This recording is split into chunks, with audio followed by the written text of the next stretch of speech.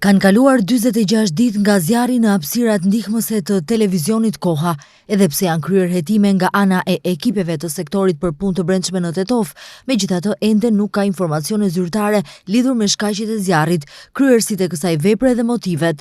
Lidhur me këtë ngjarje, drejtuam disa pyetje në sektorin për punë të brendshme në Tetov, se në cilën fazë është hetimi, kush janë të dyshuarit, a janë hetuar pamjet nga kamerat e sigurisë e kështu me radhë.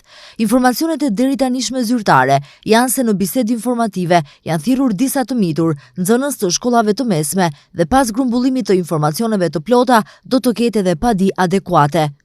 Lidhur me pyetjen tuaj, lidhur me zjarrin e ndodhur në katin e dytë të qendrës tregtare në qytetin e Tetovës, më datë 8 mars 2025, ju njoftojmë se pas kontrollit të kryer nga punonjësit policor të sektorit të punëve të brendshme në Tetov, janë ndërmarrë të gjitha masat dhe aktivitetet për zbardhjen dhe dokumentimin e plotë të rastit.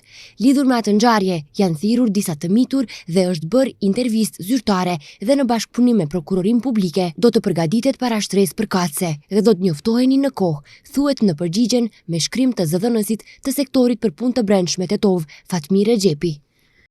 Ndryshe, më 8 mars të këtij viti, pas orës 17, ka shpërthyer një zjarr në hapësirat ndihmëse të televizionit Koha, që ndodhet në qendrën e re tregtare. Fatmirësisht gjatë zjarrit nuk kishte të lënduar dhe viktima, por dëmet materiale janë të konsiderueshme, të cilat ndikuan edhe në ndërprerjen e transmetimit të programit gjatë atyre ditëve. Gjatë asaj kohe, ishte bërë hetim plotësues për shkak të dyshimit për zjarrvënie eventuale të qëllimshme, ose për të konstatuar shkaqjet e vërteta të zjarrit, i cili ka qenë shumë i fuqishëm.